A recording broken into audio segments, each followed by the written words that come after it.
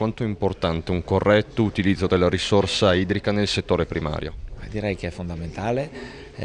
perché credo sia importante utilizzarla con raziocinio e anche utilizzarla con oculatezza, pensando che meglio si riesce a usare l'acqua, più si produce e si risparmia anche lo spreco di questa risorsa che è importante non solo per il settore primario ma per la vita in generale.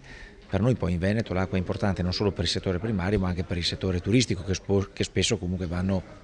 a braccetto. Quindi il fatto di organizzare delle audizioni con esperti a livello internazionale, iniziando proprio nel giorno a cui è dedicata la giornata mondiale dell'acqua, credo sia un significato importante e comunque la dimostrazione che la Regione e la Commissione Agricoltura comunque hanno una sensibilità notevole verso il rispetto dell'ambiente, verso l'utilizzo di questa risorsa.